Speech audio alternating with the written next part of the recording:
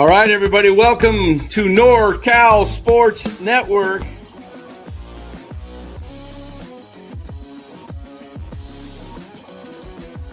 And this is the same hat that Brock Purdy's dad wears.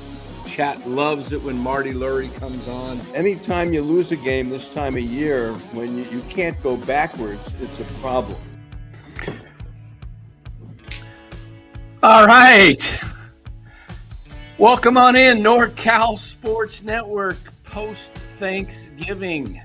Hope everyone out there had a wonderful Thanksgiving with family and friends and didn't get into any heated debates.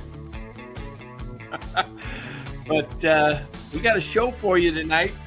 We're going to be covering some San Francisco Giants potential trades. And we'll break them down and see how you feel about them. There's also a poll out there when you log in, seeing which potential trade would be the best, which player you want. But before we get into all this, let us thank the sponsor of this show, Chapman Law Group. Chapman Law Group, located in Marin, licensed in all of California. Give Chapman Law Group a call, 415-613-9483. Let them know NorCal Sports Network sent you. If you got that personal injury situation, hey, Chapman Law Group is the place to call. They'll get you top dollar. And remember, when it comes to personal injury, no recovery, no fee. So they take your case. They're pretty confident they're gonna win. Otherwise, they're not enjoying working for free. So give them a call, Chapman Law Group. All right, Dallas. Get the band to stop. We'll play those guys later.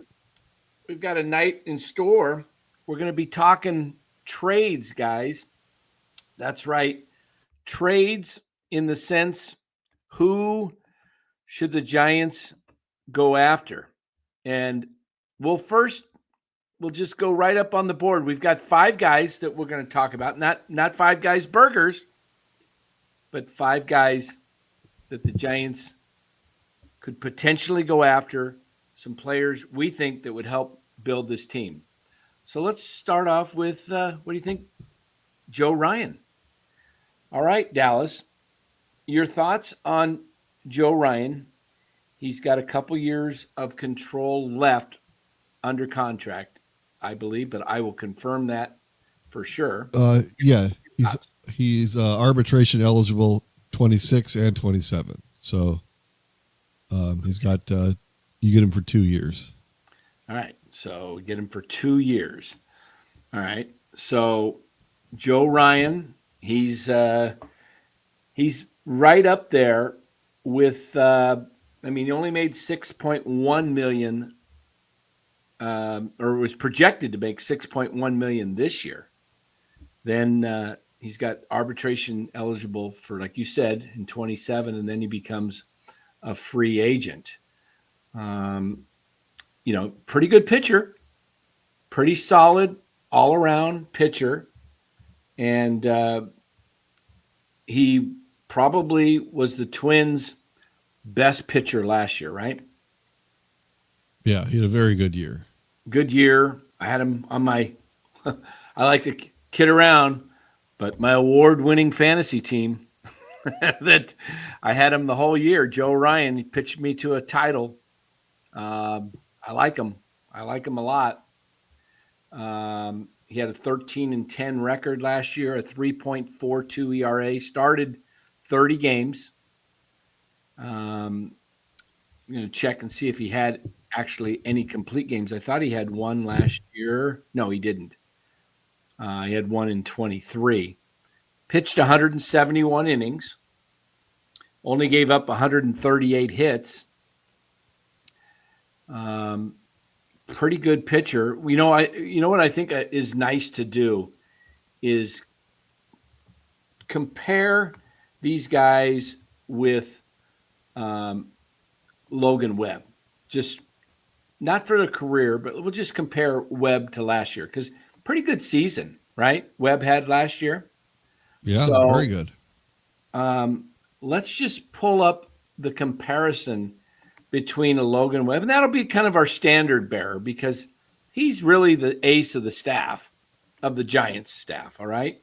And some people will argue that he's not an ace, but he's a top 10 pitcher. He's definitely a top, I'd say, 5 pitcher in the National League. And there's 15 teams in the National League? Yeah, well, I mean, he was third in Cy Young voting. He led the league in strikeouts and led the league in innings pitched. I don't know, aside from he goes through a little dry spell every year where he has a couple of starts that aren't good, and that's what hurts his chances in the Cy Young voting.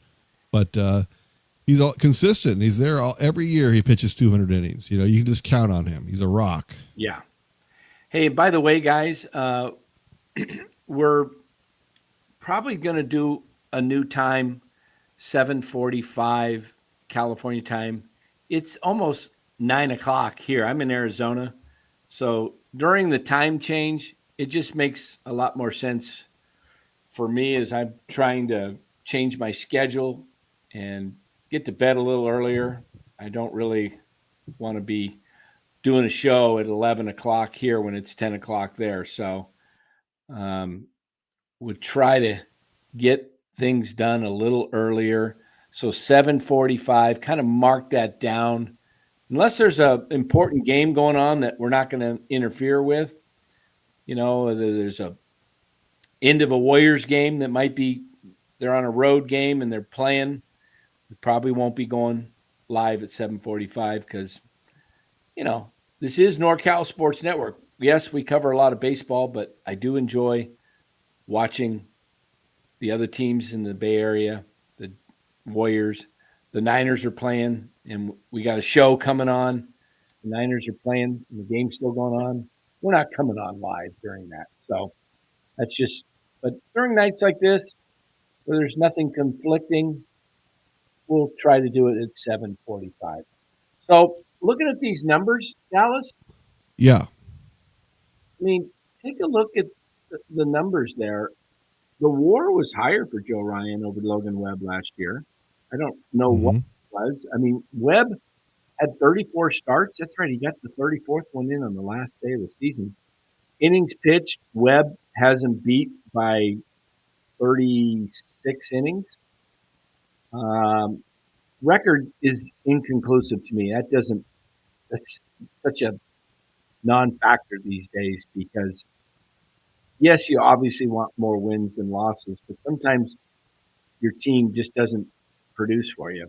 What was it? Jacob deGrom won the Cy Young a few years ago with like 10 wins, something like that, right? 9, 10. Yeah, I think he had.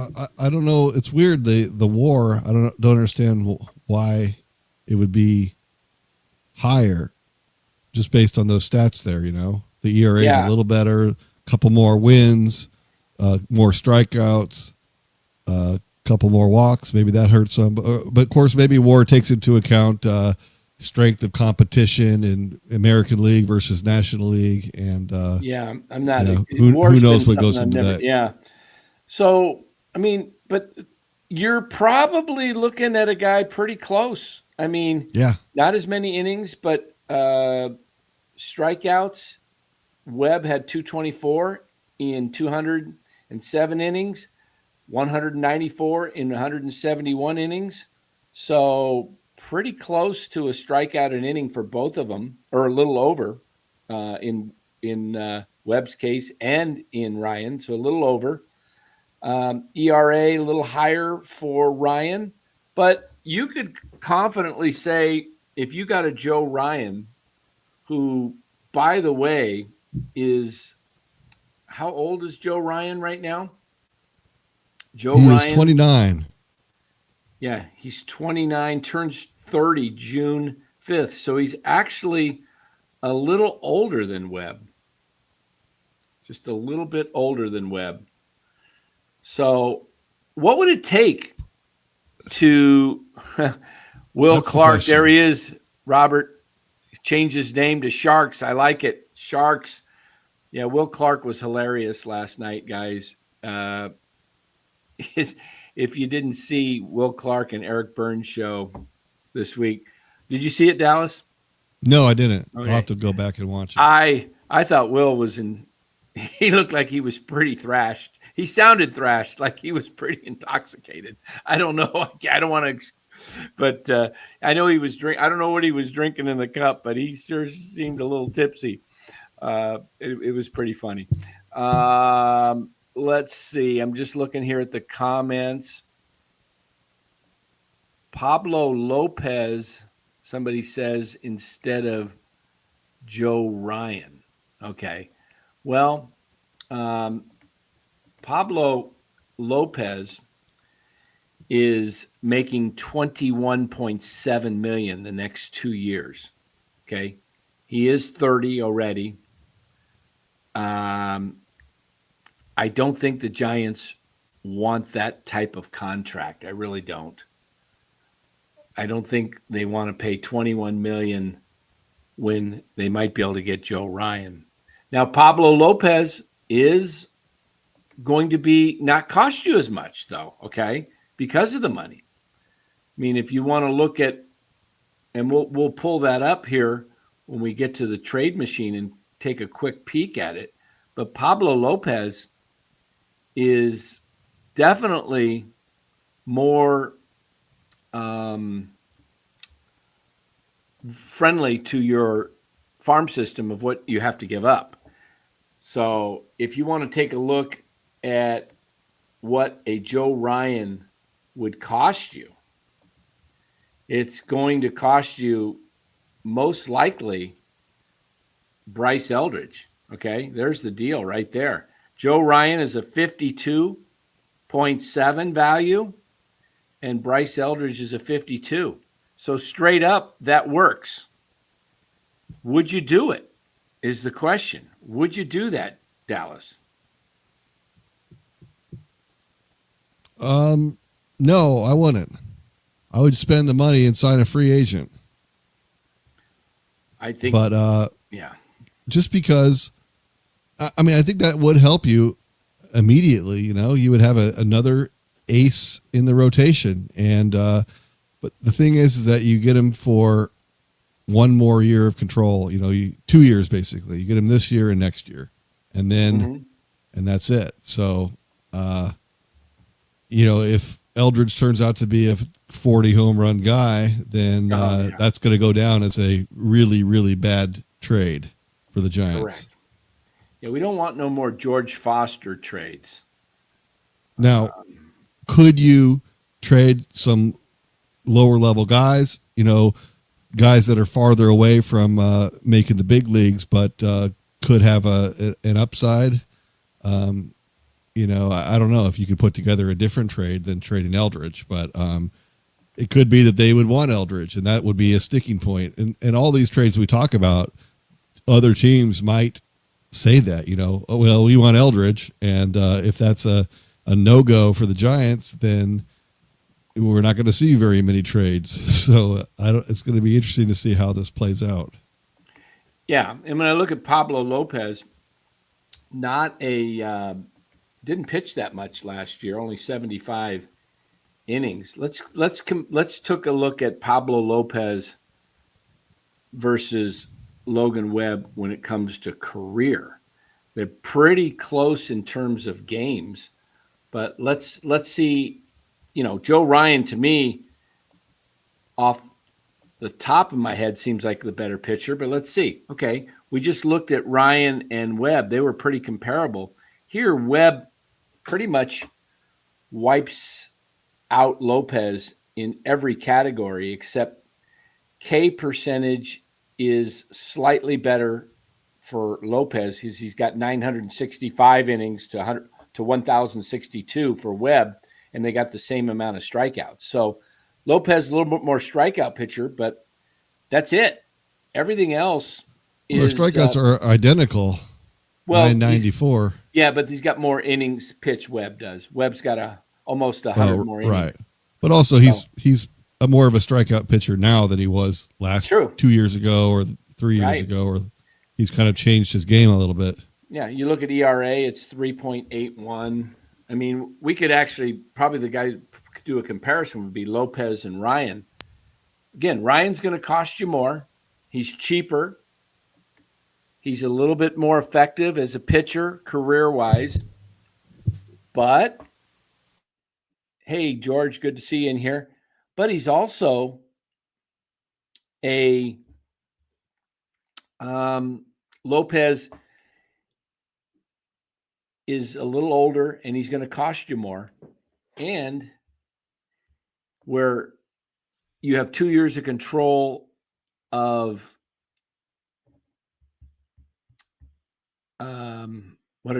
Joe Ryan. Joe Ryan, you have the same amount of control of Pablo Lopez. So it's not going to cost you as much. You could probably get away with a Dakota Jordan and a pitcher of not so much great value, and you could land yourself a Pablo Lopez.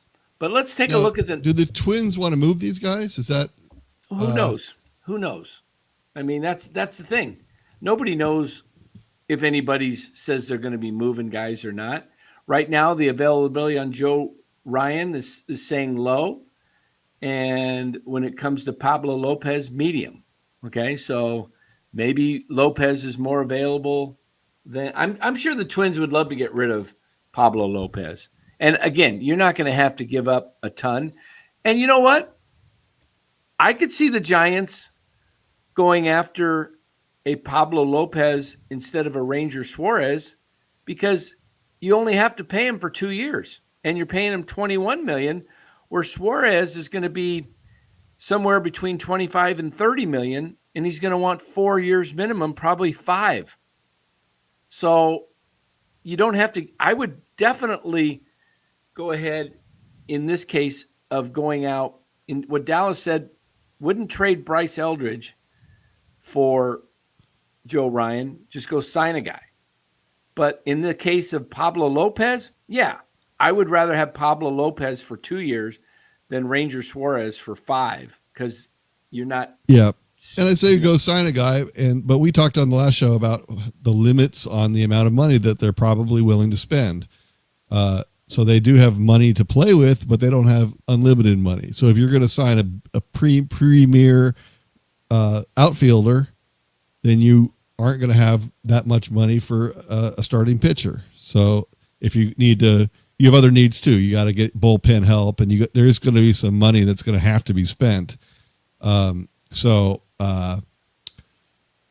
trading, if you could find a way to kind of take on a good player, but take on salary, just for a couple of years, and don't have to give up that much, that would be an interesting way to go. So I kind of like that. Pablo Lopez is 26 and 27. So you get him 2 years, and then you'd be off the hook there. So yeah. And that kind of goes in with what the Giants, they don't want to have these long-term 5 years, 5 year, 6 year, 7 year pitcher deals because there's so much risk involved. But if you can trade and get a couple of years, then that's a lot easier pill to swallow. So yeah, I kind of like that idea. Yeah. And George says he'd rather have Ranger Suarez or Framber Valdez. Giants need to play with the big boys and stop claiming poor. Okay, there's George. All right. Appreciate that. I mean, I agree with George, but what you want to have happen and what is possibility of happening are two different things. And yeah, you want them to stop claiming poor, but they're not going to go over the luxury tax. You just know that's to be the case. So they might go over if they get the right mix of players for this year where they can tuck back down under, losing guys like Robbie Ray off the books next year. They might go over. They were under this past year, so there's no crime or penalties for going over this year. We'll see. Obviously, you're right. They want to stay under, and that is the odds-on favorite bet to bet the under. Yeah. Yep. But you're right. They're paying Snell this year. They're paying 2 managers this year. They're paying Vitello's other contract at Tennessee. They're paying a lot of extra crap this year that I'm sure they're not happy about having to pay. Yeah. So yeah. If they go over the tax, I would be thrilled, but also I just see it as unlikely. Hey, we got it fixed. Pasha, 21K. That's Jill. And it looks like he got it fixed. All right, good to see you, my friend. All right. He's a Red Sox fan. All right, so we move on from Joe Ryan. Let's go to the next man up, another pitcher, Freddy Peralta. All right, Freddy Peralta is a guy who is not making a ton of money. I believe he's making $8 million with the Milwaukee Brewers this year. Yeah. And let's see, Freddy He's Peralta, on the last year. Yeah. The last year of his contract. So Freddy Peralta can be had. Freddy Peralta is a solid pitcher, and we'll do the same comparison with him and Logan Webb, and we'll look at the 25 season. We'll see how he looks. I mean, Freddy Peralta is a guy that is, he's a solid pitcher, and he's probably not going to cost you as much. We'll get into that later on. We'll take a peek at his values and all of that, what it might take to land a Freddy Peralta. But $8 million is another. Joe Ryan is making 6.1, and you would love to have a staff of Freddy Peralta and Joe Ryan on your team, wouldn't you? With those numbers, I mean, that is not very costly whatsoever. So let's pull up the old Logan Webb and compare him to Freddy Peralta, shall we? Freddy Peralta, he came up just a year before Webb. We'll take a look at the 25 season because that was pretty good season for Freddie P. He won 17 games. What's crazy is you see these innings pitch, and Webb just dwarfs all of them, doesn't he? So let's pull up Freddy Peralta, the Milwaukee Brewers, and we'll compare this. All right, so Freddy Peralta had a better WAR than Logan Webb, about the same number of games, one less. Innings pitched about 31 less. ERA, look at that, 2.7. ERA plus, wow. So if you looked at this, you would say, Webb doesn't walk nearly as many.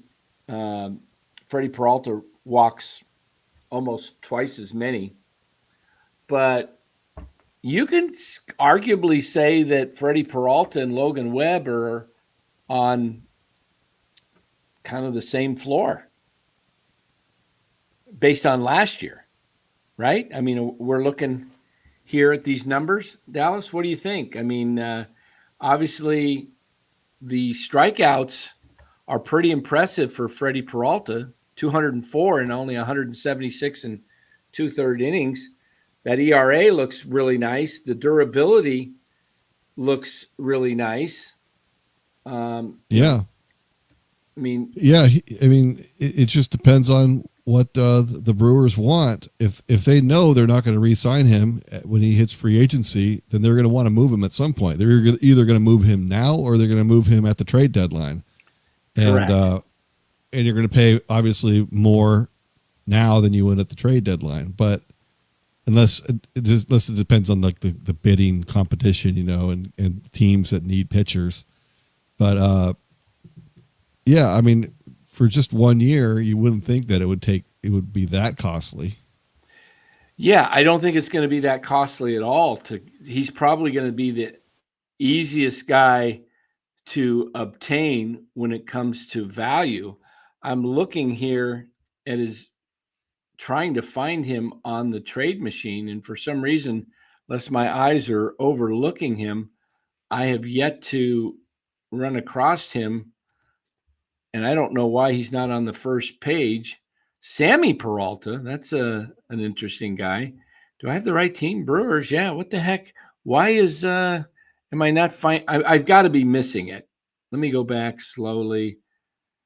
There he is. Okay, Freddy Peralta. Okay. So if we pull him up on the trade machine, you're going to be looking at a value of 26.7. So it's going to cost you a few players. It's not going to cost you Eldridge to get him, because Eldridge, remember, is a 52. But we look here and we see that Freddy Peralta is a 26.7. So we're going to remove Eldridge because that was up from the last deal. And if we want to look at the Giants players with the most surplus that equal 26, Jashar Gonzalez, I'm not doing that. Not trading the second best prospect in the organization with huge upside. This is where I draw the line. Johnny Level might cost you a Johnny Level. He's a good player. You're looking at 26. So, I mean, Jacob Bresnahan is going to get some looks. He was the minor league pitcher of the year for the Giants this past year. But you're going to think they're going to want a pitcher in return, probably, right? If they're going to lose Peralta, they probably want a young arm and a position player. So I don't know. What do you think? I know Keener Martinez is a guy that's thought of highly. Bresnahan, would you trade a Bresnahan for a year of Peralta, hoping you could re-sign him long-term? What do you think, Dallas? Yeah, I think so. You're going to have to trade somebody to get somebody good, right? Yeah. Well, I mean, what's Carson Wisenhunt's number? Wisenhunt's much lower. He's down at 7.1. Wow. I think it's going to cost you just for exercise sake, a Bresnahan, and he's at 10, so you still need 16 more. It's probably going to cost you somebody like a Johnny Level. And, the Giants have some depth at shortstop coming up, but that would be something like that, guys, gets a little closer. I don't know if the Giants want to do that for a year, but the idea would be that you get Peralta in Oracle Park, you get him excited about pitching in a pitcher's park, and then, I don't know. See, the problem is the Giants don't have much to trade from when you look at the big league level, all right? Let me show you what the Giants have to trade from. I mean, you're going to give up Landon Roop you could give up Roop. Would you do that? No. Yeah, he's a young guy. He's only 27. You got several years. He's one of your starters. You need him. You need pitchers. You don't need to be getting rid of starters that have already done it. So you're not trading Logan Webb, Bryce Eldridge, Patrick Bailey, Josar Gonzalez, Landon Roop. Would you trade an Elliot Ramos in that deal? I don't think so. I wouldn't either. They need to add an outfielder. If you subtract Ramos, you need to add 2 outfielders. Don Peralta says yes. Trade Roop. I like Roop a lot. I would not want to do that. But Peralta's much more proven, right?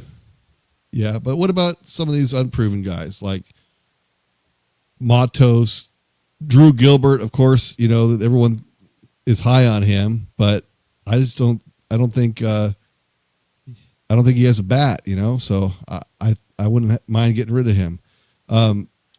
Hayden Birdsong is a guy that last year everyone was really high on him. Now he's question marks. So I don't know if he has any trade value or not. We've got another yes to Roop. It's an upgrade. So you're doing an upgrade. Okay, so if you did this, but how many years do you have Roop under control for? You got him for at least 5 more. Yeah. So that's pretty good. Trading Roop for a rental, for 1 year But is he? There's no guarantee he's even going to be better than Roop. Roop could have a great year. But is Roop reliable? We don't know. We don't know. He's didn't make it through much of the season without getting injured. Is he a guy that tops out at 110, 20 innings and that's it? You can't count on him for the whole season where Peralta had 33 starts? I don't know why we would think that. I'm kind of like I'm kind of thinking maybe I would and hope that I can sign Peralta. Peralta is how old is Peralta? Did we say 29? Let me look. Freddie P. Yeah, is 20. No, he's 30. He turns 30. Oh, he turns 30 on June 4th. Wait, age 7-1. Oh, no, I'm showing that he's 30 already. 29 in 5 months is what I have. All right. Kotz has got it wrong.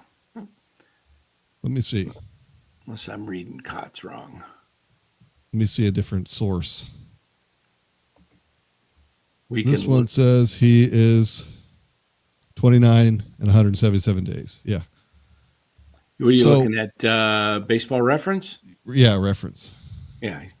Yep. 20. Okay. So June 4th, 96, he was born. Okay. All right. So he's still young. We need starting pitching. I don't know why we would trade one of our current starters. That doesn't really do us much good. Yeah. Dom says it right here. You all wouldn't want a 1.08 whip. He's light years better than Roop, not even close. Yeah, that 1.08 whip, that's a dang good whip. Hey, by the way, the Giants got but it's 1 year, and if you want to re-sign him, he's going to get what, $25 million a year? 24? Correct. Yeah, 25, maybe more. So, I mean, you've got Roop under control for many years. So why trade Roop? Trade somebody else. You got other players that you could trade that are not in your starting rotation. The chat is disagreeing with Dallas vehemently. They are ready to start throwing stones at him. They are ready to just bring on the stones, but I just don't understand why a lateral move. Why trade? We need two pitchers. So if you trade Roop, you still need two pitchers. This is correct. But you know what? Let's just take a look at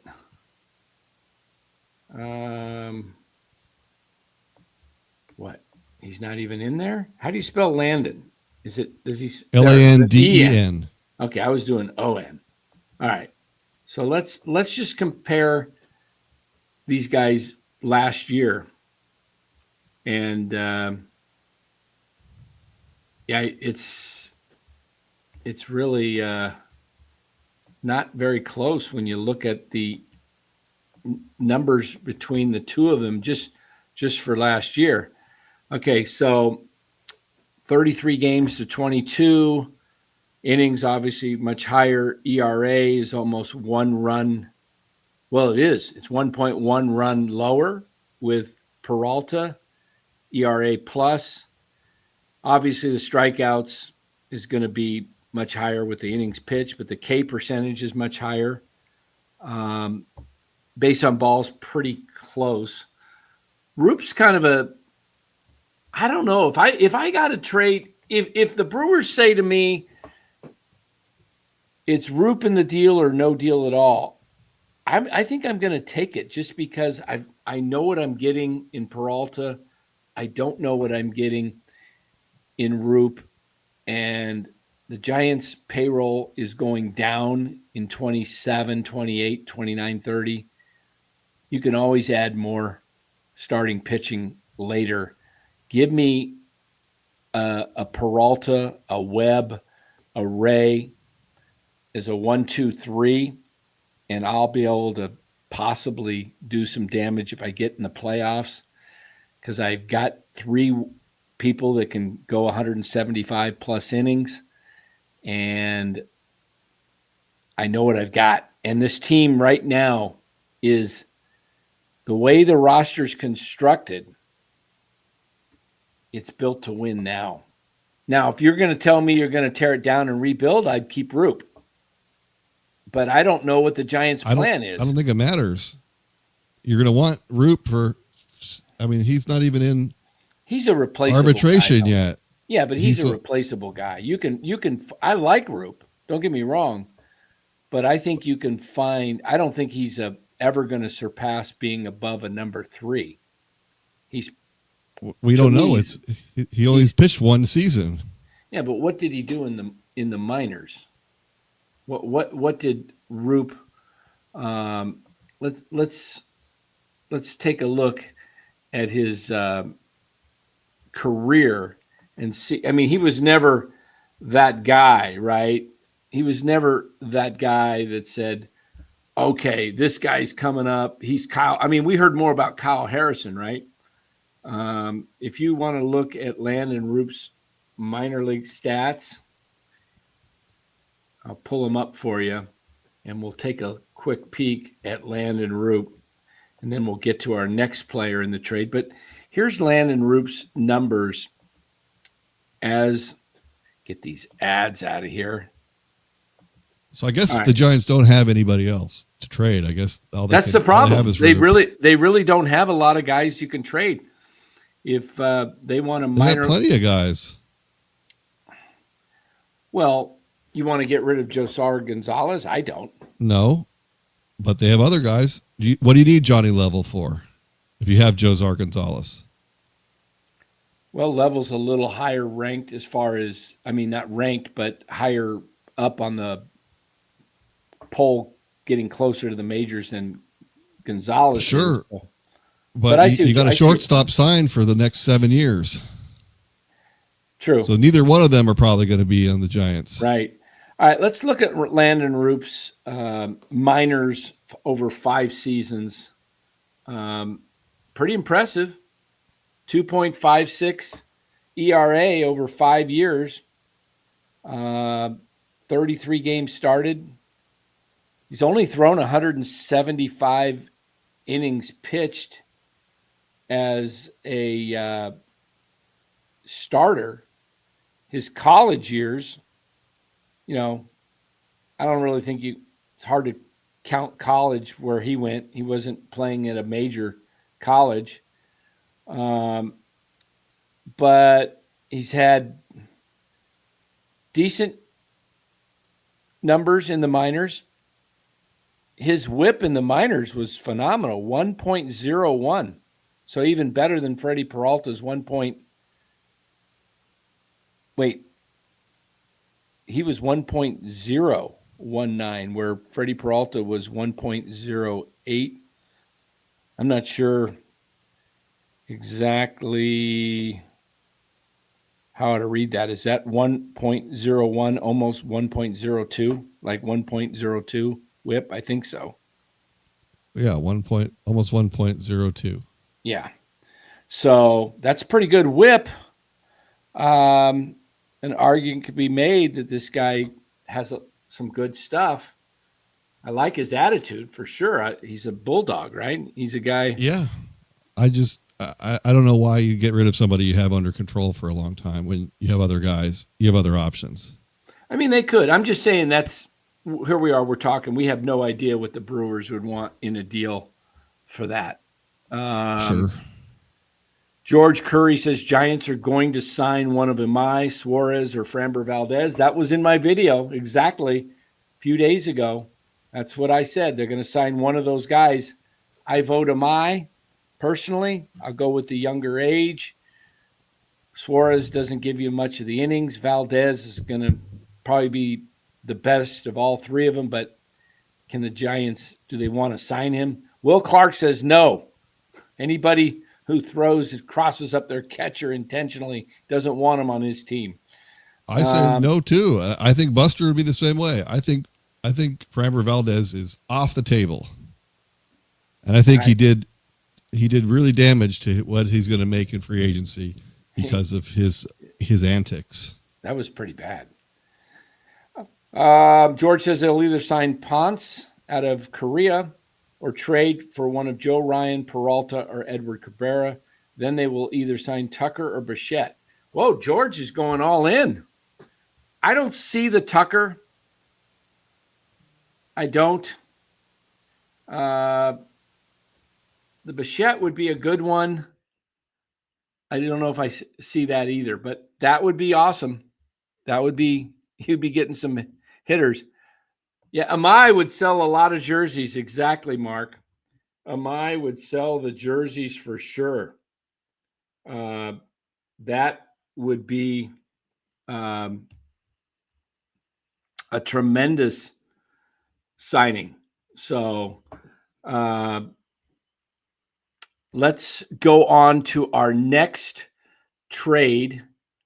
And let me pull up the next guy up that we have. We're going to talk about for some reason.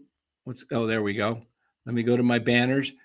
And we're going to go to the position players now. We've gone through two pitchers.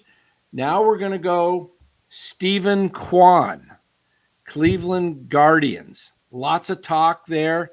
If you guys watched my video yesterday, Stephen Kwan, very low K rate, about 8.5, if I remember right. I can't remember what it was, but it was below Jung-Hoo Lee's. And Stephen Kwan would be a guy that would improve your outfield defense, would give you contact hitter. Now, how much is Stephen Kwan going to cost you, though? That's the question. And we'll have to look at that.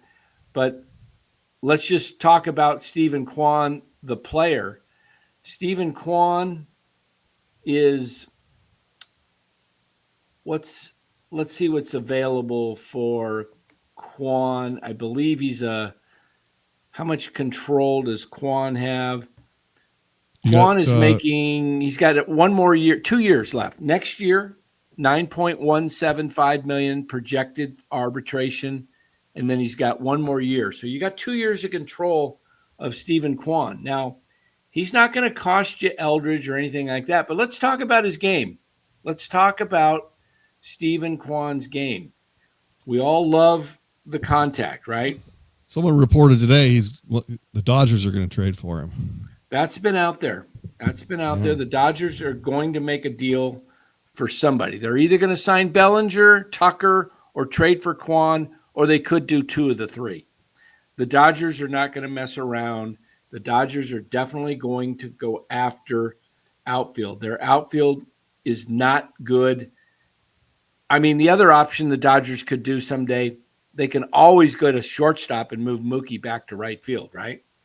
Mm-hmm. That's pretty nice. I mean, what happens if they signed Bichette and they said, okay, Bichette's not the greatest shortstop, but what happens if they said we want Bichette and he's more affordable than Tucker and we'll move Mookie into right field? That's an option. Dodgers have a lot of options. They should do that.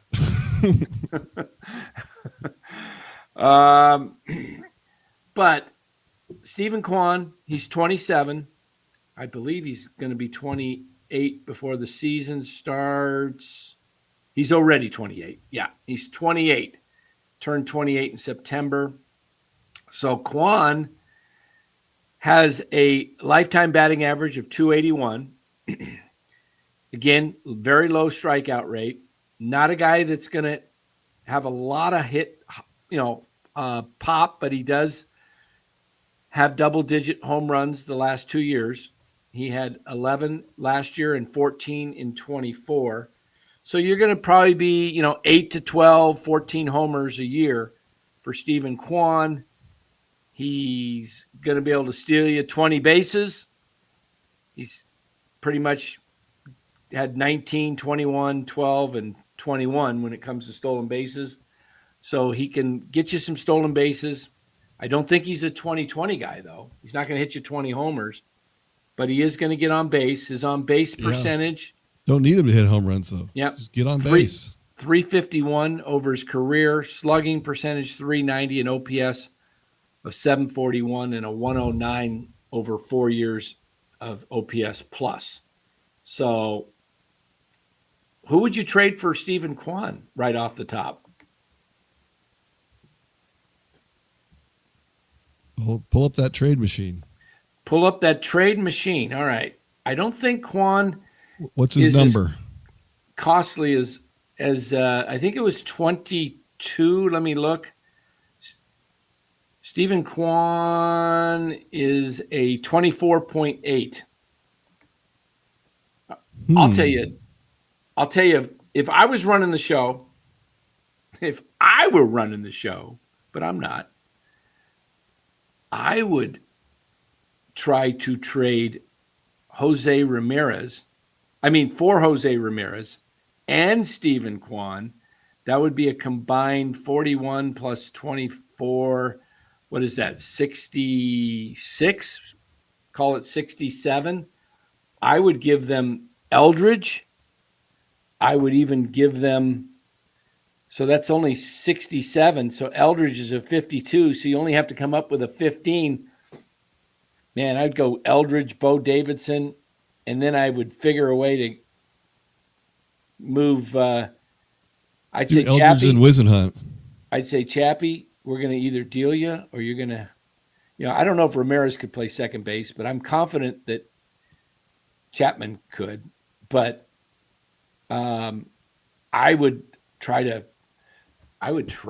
get, but we're going way over. He's not happening. Ramirez is not on the table. So let's just look at Stephen Kwan, 24.7 for a Stephen Kwan. What kind of deal would the Giants have to give up? And what would Cleveland be wanting? Cleveland has a payroll of about $70 million. So we know that they don't want to pay Kwan, and they're either going to trade him this year or next year because they're not going to let him go into free agency. Cleveland tends to move guys, around this time, and they get better value back.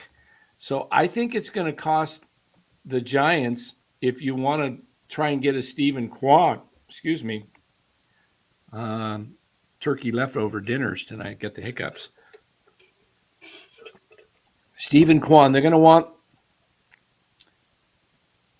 probably, I don't know if they would take a Drew Gilbert, but that would be something I would do. Yeah. Would they take a Luis Matos? They might. A Matos. Because Gilbert, you don't have to put him in on the 26 man. Matos is out of options. So they got every trade we put in should automatically have Matos included.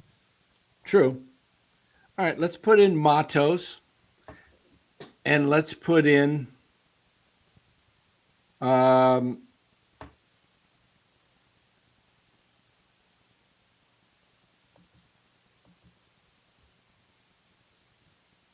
oops, let me take this off. Matos. There you go. Wisenhunt, Tyler Fitzgerald. I'll throw in Fitzgerald in this deal just to move him.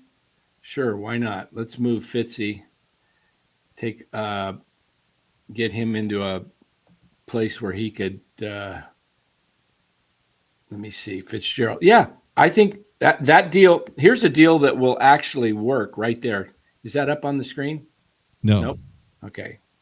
Let me show you a deal that could work for a Stephen Kwan, a Luis Matos, a Bo Davidson, and a Tyler Fitzgerald. Two major leaguers and a guy that has a lot of potential to be really good in Bo Davidson. Two 4A players and a guy that has potential to be good.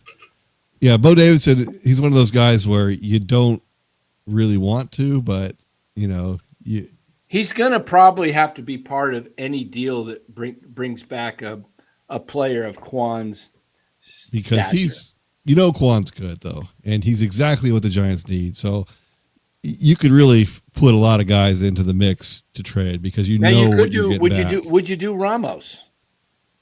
Ramos is a 16. Would you do Ramos and Matos together? Yeah, I would, honestly. And then you still need another outfielder.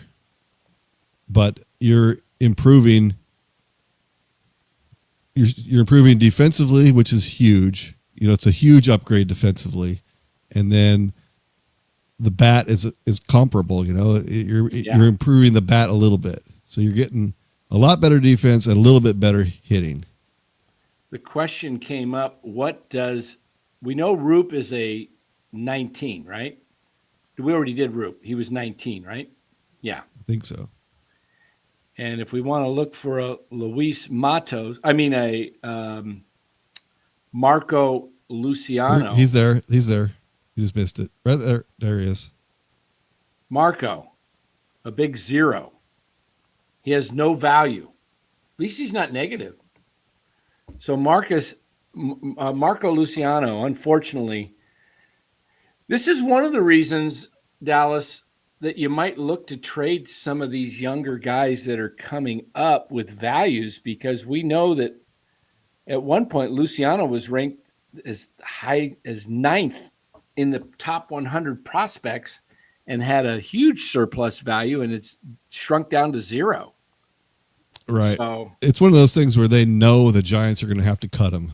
They know he's not making the team, and so the Giants are going to have to cut him, and then they can put in a claim on him or whatever, however that works. George says Cleveland wants an overpay. Yeah, we're all guessing. I mean, you could say there's no way Cleveland takes that deal, but none of us really know. I mean, we don't know what Cleveland values. Do they value guys that they think are 2 years away and with a lot of potential like Bo Davidson? Or would they rather have a big leaguer that's ready to go right now? And do they want more pitching? Do they, we don't even know what teams are thinking. So it's really hard to say. But Stephen Kwan would be a great addition to the Giants. If you watched my video yesterday that was put out last night, I said the Giants need to find guys to cut down on strikeouts, right? They have to. Yeah, they do. They have to. And I threw out a couple of players. Stephen Kwan would be one of those guys. But here's a couple of guys that the Giants could look at. Our next guy up on the board, Buster would have delivered Bo De Matos and Fitz if Cleveland would take that, would have delivered. Yeah, I mean, it's probably not. We're guessing. We're trying to come up with values, but you're not. Sometimes the trade machine, you're going to have a difference of 8 or 10 instead of right at it. It's going to be, but it's not going to be. You're not going to get a trade where one guy's worth 60 and the other guy's worth 15. Those deals aren't going to happen. Let's take a look at our next guy on the trade block that the Giants. Now, this guy, we haven't heard his name thrown out there, but I'm going to throw him out there because I love his game, and I think he would be a tremendous asset for the San Francisco Giants, and that's Nico Hoerner. Why do I talk about Nico Hoerner when it comes to possible trade? Well, Nico Hoerner has 1 year remaining on his contract, then he becomes a free agent. He's going to make about $12 million this coming year. He's an excellent second baseman. He steals a lot of bases. He hits for average, and he doesn't strike out. So this is why I like Nico Hoerner. Okay. Nico Hoerner last year hit 282 for his career. He had 29 stolen bases last year. He's been up in the big leagues, got a little playing time in 2019 and 2020 in the shortened season. His first full season in the big leagues was in 22, where he had 170 plate appearances in 21. But in 22, 517, and then the last 3 years, 688, 641, 649, and very consistent numbers the last 4 years. 281 batting average in 22, and then 283, 273, 297. very consistent, has a very low K rate under in his career. Nico Hoerner has 315 strikeouts. Okay. 315 strikeouts in his career against 2,873 plate appearances, 10.9%. Now, in the last year, he only struck out 49 times last year. And against 649 plate appearances, 7.5%. So cut way down. So Nico Hoerner's getting better. He's a perfect free agent in 2 years. Did I mention he steals bases, right? Yeah. He's stolen bases the last 4 years, 20, 43, 31, and 29. Yeah, right. He's great. The problem is that one, you only get him for 1 year, and two, he doesn't address the Giants' biggest area of need. So Which is what, pitching? Which is pitching and outfield. Well, because I think they're pretty satisfied with Casey Schmidt at second base. Yeah, and I love Casey. Believe me, I'm a Casey fan. We've had him on the show many times, and so you definitely get better. It would be an improvement, Yeah, it'd be an improvement. But I don't know if we're going to see this because A, it's a 1 year rental player, and two, yeah, I'll tell you why I would love to see it. It would change the dynamic of the team because he hits for average. He doesn't strike out, which everybody on the team does. In the video I did last night, everybody's 22% or higher except Jung-Hoo Lee. That's in the lineup. Everybody. Mm-hmm. So yeah. You got to have some contact hitters.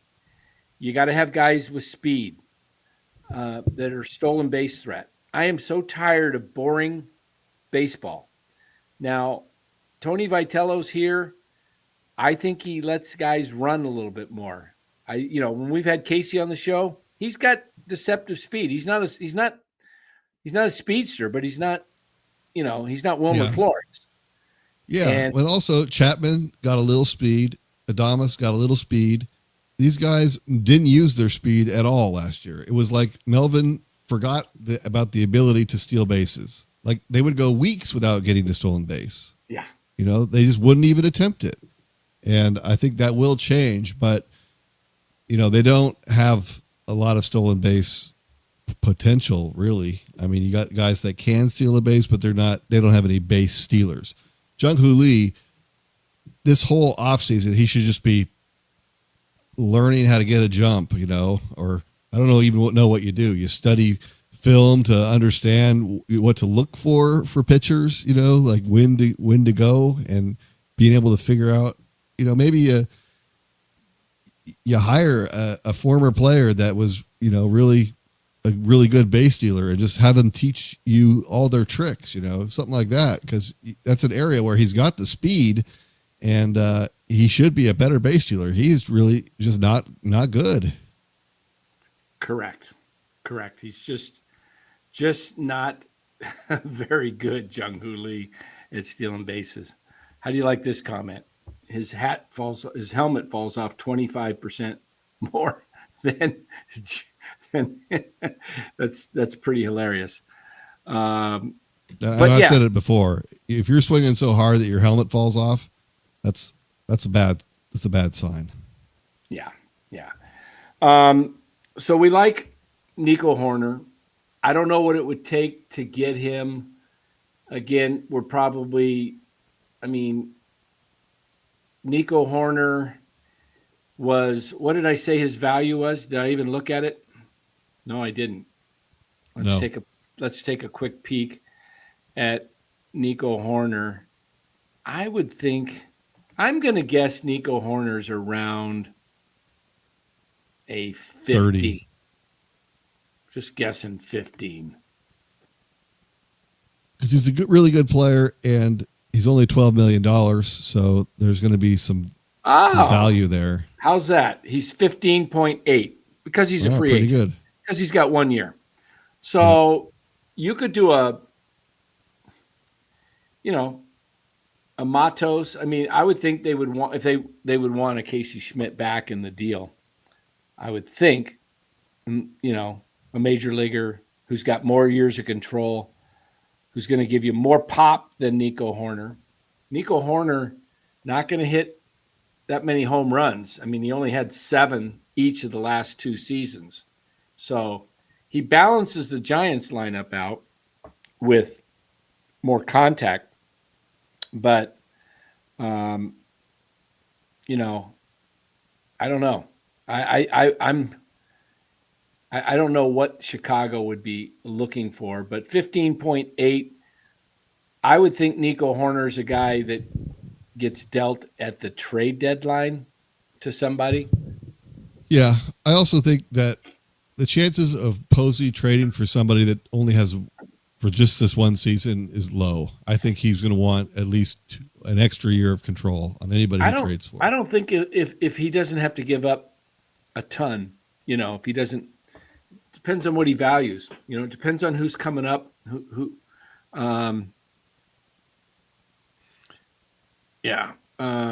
so, I don't know. I think that he would be a valuable asset to this team. I mean, I think the Giants are in this win now mode. They have to. I mean, they've kind of, we say pick a lane. They've kind of picked that lane with. They have, of course, with Adames and Chapman and Devers, and then you throw in Jung-Hoo Lee. You got too many guys with long-term contracts. So I mean, you got 4 of your starters, 4 of your starting 9 hitters are signed to long-term deals. Pretty much half the starting lineup.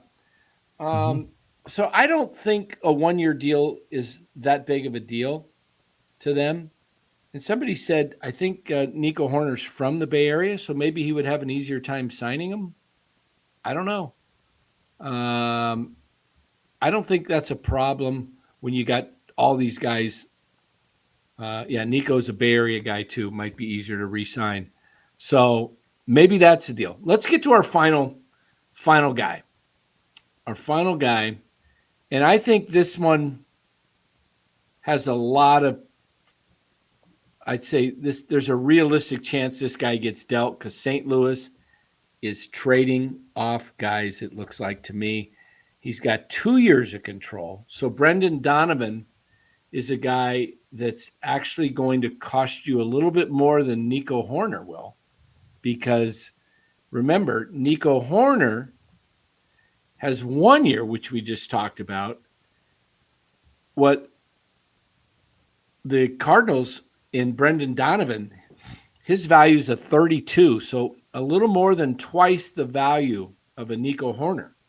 Now, Hoerner's and Donovan, they have similar games in the sense that they both hit the ball for average, and they both have low K rates. A little bit higher rate for Donovan than Hoerner. Donovan's about 13% last year, but Donovan is going to give you slightly more power, not a ton. He hit 10 homers last year, 14 in 24 and 10 or 11 in 23. Not a big home run guy, but a model of consistency. Since he entered into the big leagues, first full year in 22, 281 batting average, 284, 278, and 287. So you pretty much can say, hey, his average is 282 for his career. You can pretty much say this guy's going to be one of the top 2 or 3 hitters for batting average on the Giants if you sign Brendan Donovan or trade for Brendan Donovan. Okay. So Donovan can play some second base. I wonder why his WAR is less than half of Nico Hoerner. His WAR was 2.7 last year. What was Hoerner's? 5 something? 6.2. Well, he doesn't steal bases. He only had 3 last year. He doesn't steal bases. His defense is not as good as Hoerner's. Yeah. He can play some outfield, though. He can play a little outfield. He could play left field, and he can play some third base. So I can see this guy being a guy that the Giants would love to target, because now he's going to cost you a little bit more. He's going to cost you 2 to 3 players, and you're probably going to have to give up a Matos in the deal if the Cardinals even want him. If the Cardinals think they can turn Matos around, he's got several years of control. They could go after, again, a Bo Davidson. They could look at a starting pitcher. So, yeah. Nate Dogg says pass on Donovan. We have plenty of no steals and mid defense. That's true. But his bat is something the Giants don't really have. Guys that strike out too much. Yeah, I would much rather have Nico Hoerner too. I love Nico Hoerner's game, and he's a very solid, consistent player. He's going to hit you 280 plus. Donovan, we know, is going to hit you that model of consistency I just described. Only 1 year below 280 at 278.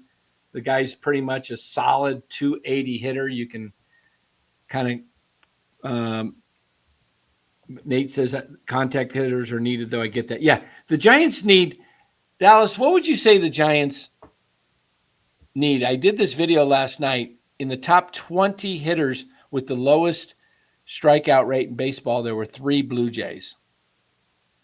There was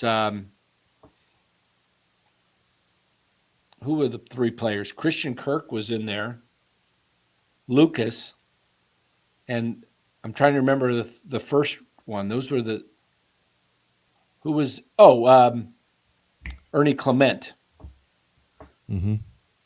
So do you think that the Blue Jays, they went out and got Ernie Clement the year they let Chapman go? Do you think they were like, hey, we want more contact?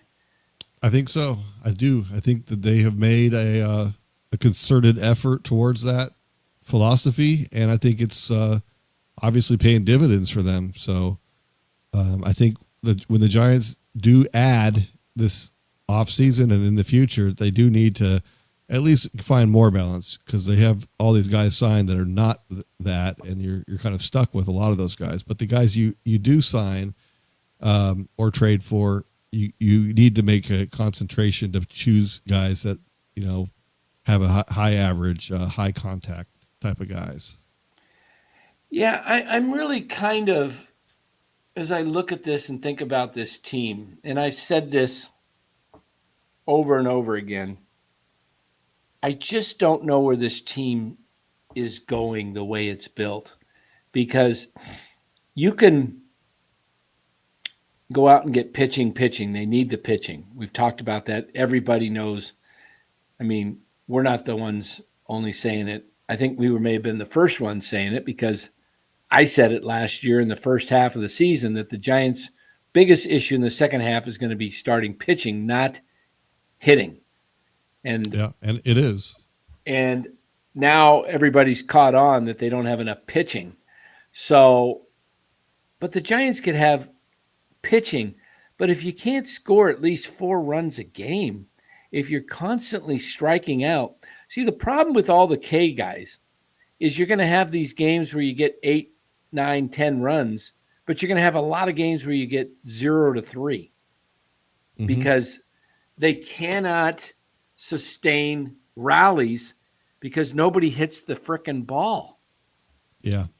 And maybe with Vitello and Mintz, and you can get a little bit of a change in philosophy, trying to play, trying to shorten up in 2-strike situations and get on base, higher on base percentage. Maybe try to steal a little more, force the issue, be more aggressive.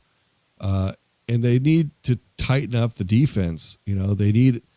I guarantee whoever they get in the outfield is going to be a strong defensive outfielder. They need to improve. Well, think on about the defensive three. side. Think of the last 3 outfielders they've obtained: Drew Gilbert, Yeah, Dean in the offseason from the Dodgers, and Joey Weimer from the Marlins. All 3 defensive guys. Right, but they can't hit a lick. They can't hit a lick. And at some point, the Giants got to figure out a way to get complete players. They've got to find guys that can hit and play defense. You got Kwan and Nico Hoerner. I would move heaven and earth to try to get a Steven Kwan in my lineup next year and a Nico Hoerner.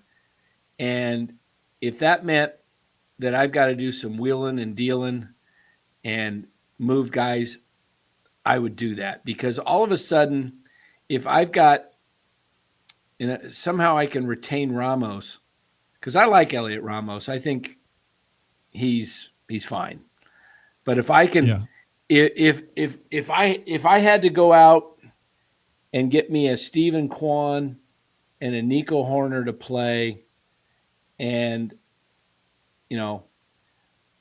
if I were doing this, I would try to work a couple of simultaneous deals where I am working on the back end of finding a team that would take Matt Chapman, and that if Matt Chapman was willing to be traded, I would give up Bryce Eldridge and Gonzalez, my top 2 prospects, if I could get Jose Ramirez to play third base and Steven Kwan in a deal. I'm giving up. I'll give you my top 2 prospects. Give me Jose Ramirez and Steven Kwan, and I will I'm only contingent if I got a deal for Matt Chapman that I can move him. And Kwan's only you got 2 years of control, so you can't be trading your 2 top prospects for him. If you want to win now, the Giants have to pick a lane. Either try to win right now, or pretty much play around the 500 mark for the next couple years until Chapman and Adames are gone. That's true. They should be trying to move one of those guys somehow if they can, because it does hamstring them a little bit to have Adames and Chapman, who are the same hitter, back to back in the lineup, same side of the infield, same contract length, pretty much 6-7 years. But they could trade for Kwan. They could figure out a way to make that happen, and they should do that, because if they, or you pay the money to sign an outfielder free agent, and then you trade for the pitching. But either way, they need pitching, and they need a hitter, a 300 hitter that kind of changes the complexion of that lineup. So I'll tell you, if you Mark Graves, Aaron, you're probably right. Not getting Kwan and Hoerner unless they're on my fantasy team. Yeah. Mark says you're not getting the face of Cleveland. Most likely you're not. I'll be right back, Dan. Okay.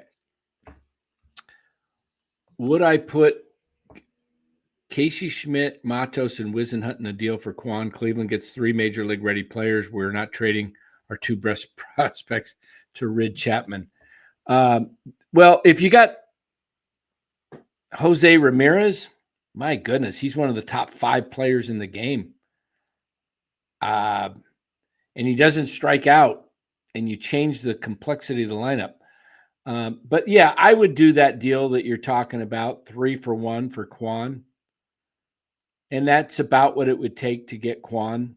That's a value of 27 roughly on the Giants' part to Kwan's 24. Dallas will be right back. He just stepped out. Ross Mancarino, or how do you say that? He'll be right back.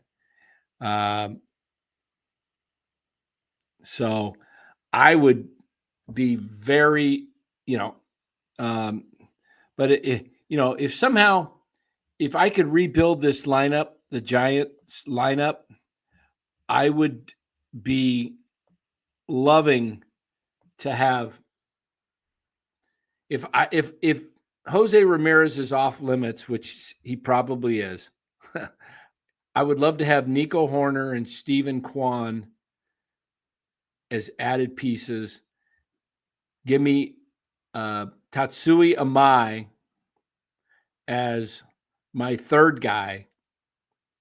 And then if the Twins were saying Joe Ryan for Bryce Eldridge, that would be very tempting if I had Kwan and Hoerner already locked up, because now if I got Amai and Ray and Webb and Joe Ryan, man, I'm up there with Seattle's rotation.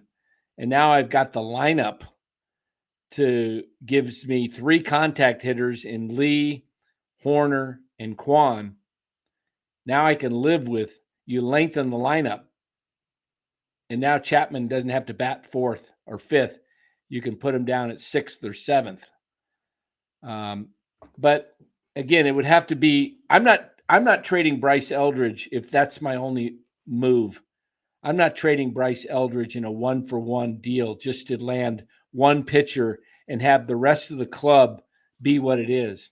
I'm just not going to do it. I would only trade Bryce Eldridge if I had all the other pieces in place to win now. Because if you're not ready to win now, you better keep Bryce Eldridge, because Bryce Eldridge is a guy that I think you can build around. He's 21 years old. Remember, I said in previous live streams or video that Aaron Judge did not take off. He didn't really hit the majors until 24. His first full season was a 25-year-old as a rookie. So I'm not saying Bryce Eldridge is Aaron Judge, but he's also 4 years younger when Judge really made a name for himself. Okay. Aaron Judge was 25 when he was a rookie. So if Bryce Eldridge, if it takes him 2 full seasons to figure things out and he starts getting it together in the 3rd season, he's 23 years old.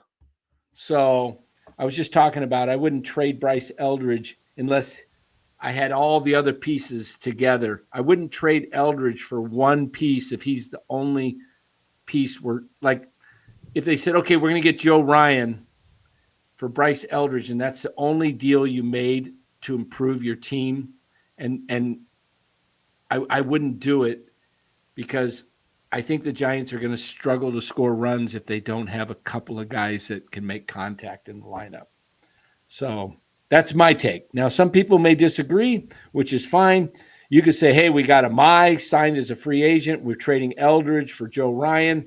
Now we've got a rotation of Webb and Ray and Ryan and Amai and Roop and Verlander, or not Verlander, but Max Scherzer as a backup. Now you're talking and saying, hey, I've got a great pitching staff, but you still got problems with the lineup. You still got guys that strike out all over the place, and you would have to change your approach to hitting you to say, okay, we've got to become more of a contact hitting team to get that run across the plate. If it's only 1 run in the 2nd and 1 run in the 3rd and 1 run in the 5th and 1 run in the 8th, we got 4 runs. We can do that. Yeah.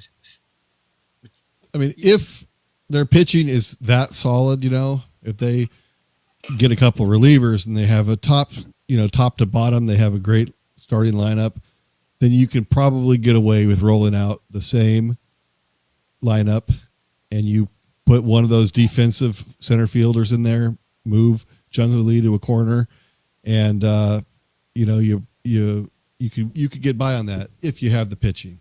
Yeah. But ideally, you probably want to improve your outfield and and the rotation, I mean, and get a couple relievers. So what if there's you a lot had of holes to fill. what if you had an outfield that was starting for a lot of games of Joey Weimer, Dean, and Drew Gilbert, all defense, no hit. Like, hey, we got a great defensive outfield. They can track everything down. We're like Arizona. They're flying all over the outfield. They can get to any ball in the gap. Our pitching is keeping us in games. Our defense is great.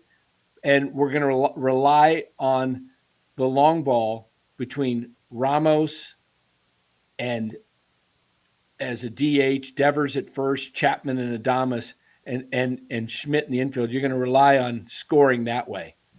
That would be pretty rough. It would be rough. There'd be no way. It would be a death valley at the bottom of that lineup, And we kind of saw that last year when Bailey was not hitting and Jung-Hoo Lee wasn't hitting, and it was just this 4 batters in a row that had no chance of doing anything. That was rough. Yeah, it's rough to watch. It's excruciating to watch, and I don't know if that's my problem. I love the defense idea. I love the pitching idea. But what are we going to do in terms of scoring runs? Now, I do realize that we're going to get probably more contact, as Jim says here. The new hitting coach stresses contact. It should make a difference. Right.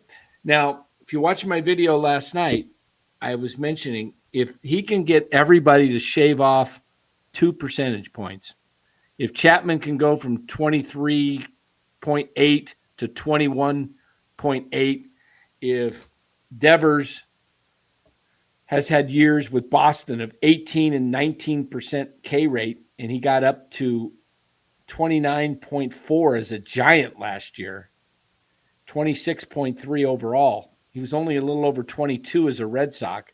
So he came here and he went from 22 and a half up to 29 and a half, 7 percentage points higher. And my take is that he was trying to crush the ball out instead of just Houston to, just stroke it out off the left field wall or have it go over for a homer or either hit it off the wall, right? A little adjustment. And then there was the injury things with his back and stuff. And we don't know exactly what was going on, but hopefully he comes in this year and is a little bit, he didn't have his best second half last year. That's without a doubt. Yeah. I like this. I think Mentz can help Lee. That would be great. George says we lose 6-0 every game with that outfield. That's true. You're going to lose 6-0 or 2-0 when they don't hit, but you might win those games 5-2 when they come up with a big blast or two, right? We saw the Giants last year hit home runs in 17, 18 straight games, something crazy like that. And they were on that hot streak where they went like 14-3. That's what happens when they all got hot at the same time. Everybody was hitting the long ball. But what happened with the other 145 games? They just didn't. There was no consistency. Yeah, of course. But also, what was really bad last year was the strikeouts were atrocious. 10 a game, whatever it was. I'm sure it was not averaging 10, but it was close. And there was a lot of games where they struck out 10 times or more. And the hitting with runners in scoring position was bad. Situational hitting was just not good. It needs to be better, and if you don't capitalize on the opportunities when you have runners on, then that just doesn't work in your favor. So, a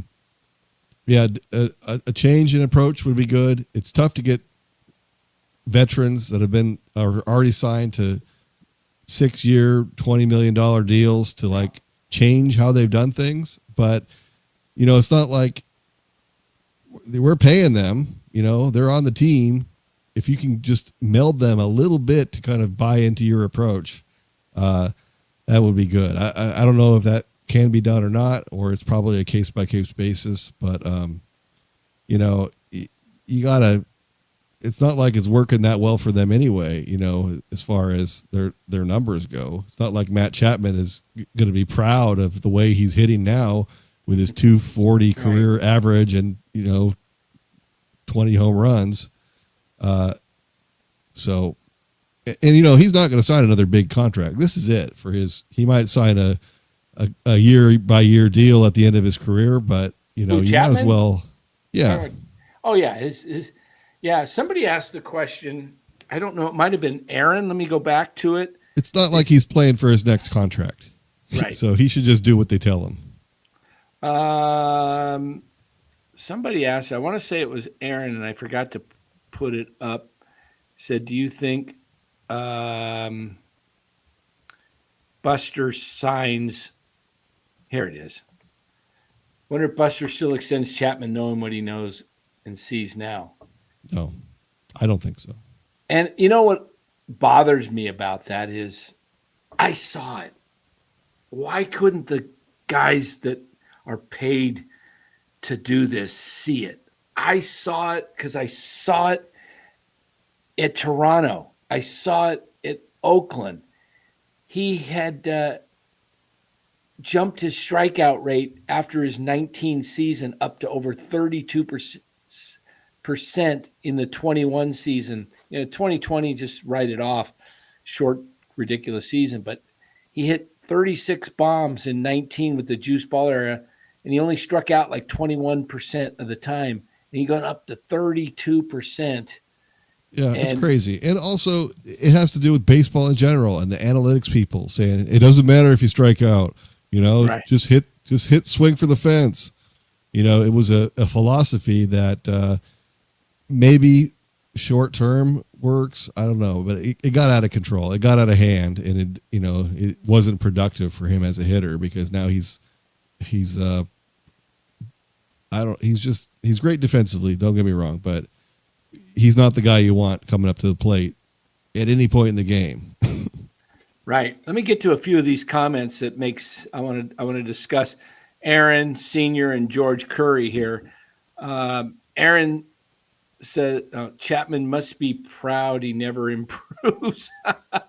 Now, I want to address this falsehood right here because Aaron is being very modest and humble. Says Chapman has made more money than all of us combined 1,000 times with all his flaws. That is such a statement of your gaslighting, Aaron. We know that Bake That Dough Cookies is raking money in hand over fist up there in the Bay Area, just outside the Bay Area. Those coffers, those ovens.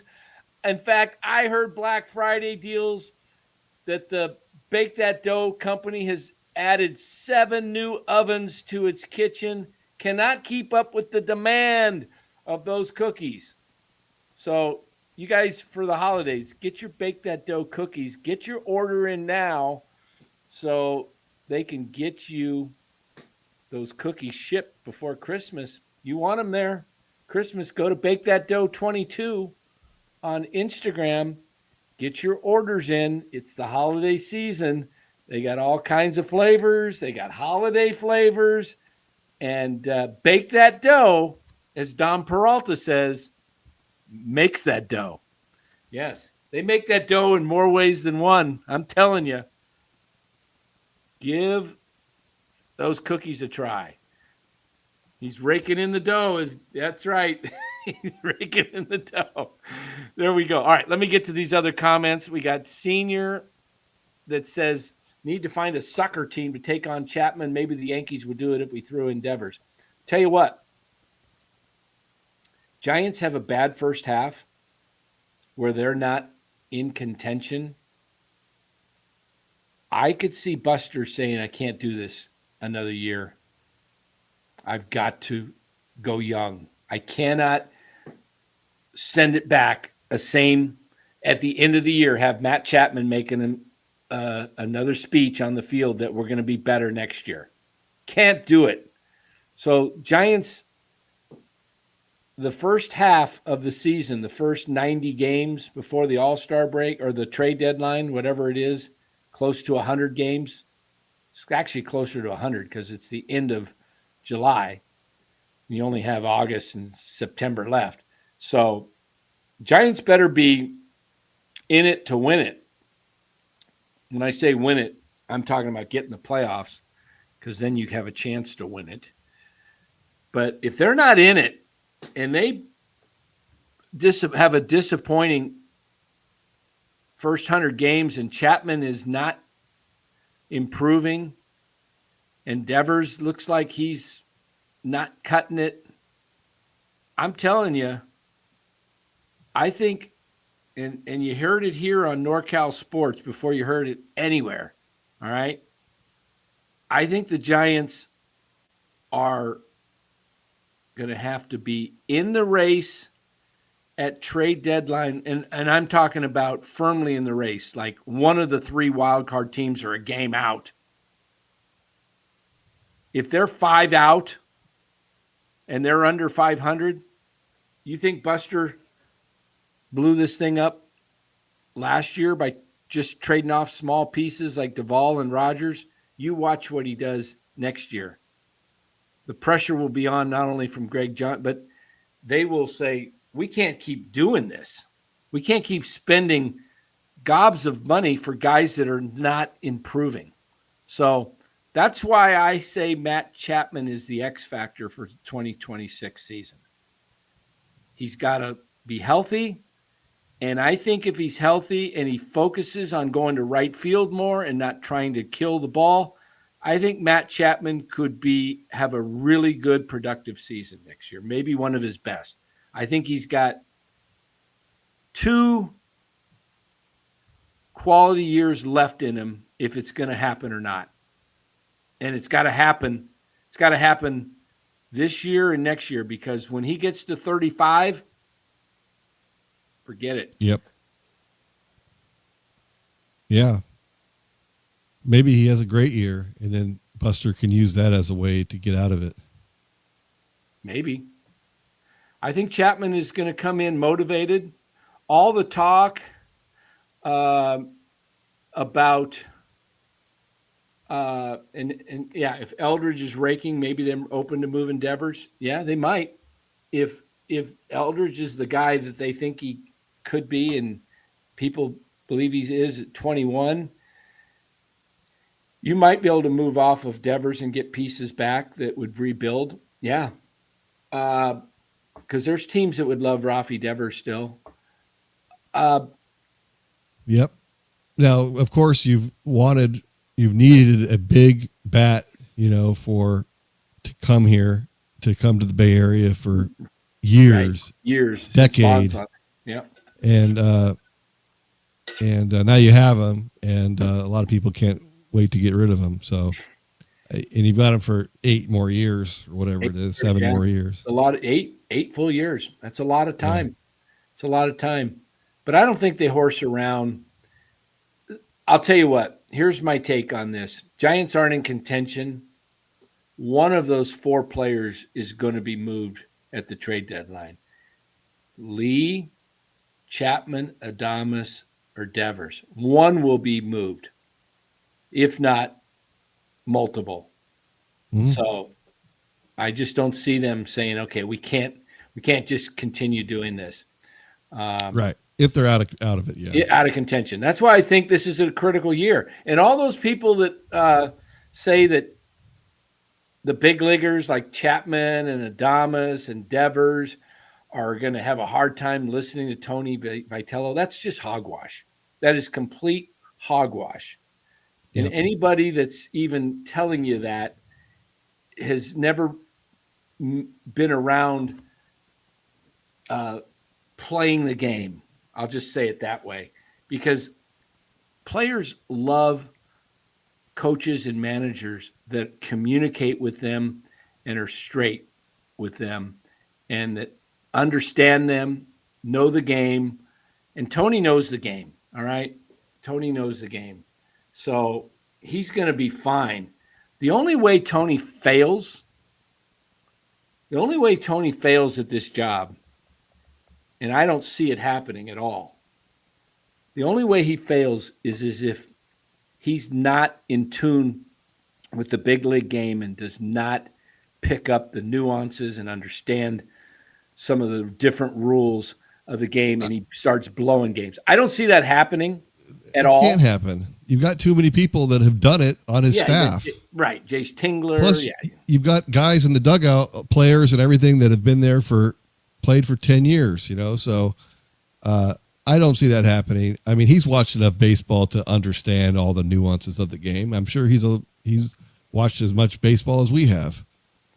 Yeah. So I don't think that's going to be an issue. But what could be an issue is he's only as good as the players on the team. So if the Giants decide to go cheap and do not add to that starting rotation, we have right now Webb, who's good. You've got Ray, who's injury prone, and you've got Landon Roop, who's a question mark. You don't know for sure if he's going to be there. And then you got 2 empty spots. So you have 2.5 pitchers right now. That's not sustainable. So you got to add at least one, right? To have, 3.5, 4 pitchers, right? Got to add. But really you got to add 2 because someone's going to get hurt, and you need depth, and that's what happened at the end of last year. It wasn't Bob Melvin's fault or anything that they didn't make the playoffs. It was because the pitching didn't make it through the whole year. The bullpen blew up. You traded 2 guys, and the starters were you had to scrounge up starters at the end of the year. So Roop got hurt last year, and then you were screwed at that point because you didn't have enough pitchers to fill those holes. So, and Birdsong, of course, imploded also. So between those 2 key pitching injuries, the Giants didn't have the pitching depth. And going into this year, if they don't have the pitching depth again, you can't be successful. You cannot win Major League Baseball without pitching. Correct. You can't. It's not possible. Not possible. Especially with this lineup. It's not like this lineup is going to go beat teams 10-8 or whatever, out hit teams. That's not going to happen. So you have to pitch. And so really the success of Tony Vitello depends on what Buster does this winter. Yep. And the team he puts on the field. So it's not I'm not even worried about Vitello at all. I'm worried about the pieces he's given. And the Giants are going to have to spend all their money. They've got $65 million or something to spend. They need to spend all that, and they probably need to make one of these trades that we have talked about tonight, because that's a way to, if you don't want to invest in a pitcher for 7 years, $200 million, then you got to trade for one that has 2 years left on his contract, because then you don't have to invest the long-term money into that pitcher. So I kind of like some of those deals we looked at where you're getting a shorter-term commitment to a pitcher that's good. And so I think that's a good way to go. And then you can spend the money on the outfield or wherever. So, but yeah, they need to make improvements. Speaking of the trade, we had a poll out tonight. We've had 70 votes. So if you haven't voted, go in and vote right now. We're going to be closing the show out here shortly. And 70 votes in, 37% to Joe Ryan, 36% to Stephen Kwan, 20% to Freddy Peralta, you guys chose, and only 7% chose Nico Hoerner. So there's and you know what? I kind of tend to agree with that. I think that's about the order I would look at. Maybe I would put Freddy Peralta second. I just think but if you can get Ryan in a deal, but Ryan's going to cost you the most. Okay. Ryan's going to cost you the most. That's why I would personally, I like Freddy Peralta, even if it's only a year, is because I don't have to give up as much. Joe Ryan, I got to give up probably Bryce Eldridge. And I'm just not willing to do that if that's the deal you're making in the offseason. If that's your big deal and you're going to go with pretty much the rest of your staff that you have from last season, I'm not in on that, because where are you scoring the runs? And I want to see what Eldridge can do. And I think, we've waited how long? I mean, Buster Posey was a great player, but he wasn't a home run threat like Bryce Eldridge is. Okay. True. Bryce Eldridge is 40 home run potential. And he's only 21. I mean, Exactly. it's crazy. Exactly. I mean, I'm going to keep making that point about Aaron Judge because I'm going to hammer it home. Aaron Judge, I'm not saying Bryce Eldridge is Aaron Judge. I'm not. I'm saying that Aaron Judge, first full year where he took off as a rookie, was 25. So maybe he can put up some numbers after 2 rough years in the big leagues. Maybe Eldridge hits 20, 25 home runs a year in his first couple years and strikes out a lot, but then all of a sudden he learns things and he starts hitting 35 home runs a year and he cuts his strikeout rate down to 25%, which you could live with. Look, Shohei Ohtani strikes out a lot, but he hits 50-plus homers a year. Who cares? Sure. What I can't handle is guys that hit 20 to 25 homers and strike out 25+% of the time. Yeah, can't do that. Can't do that.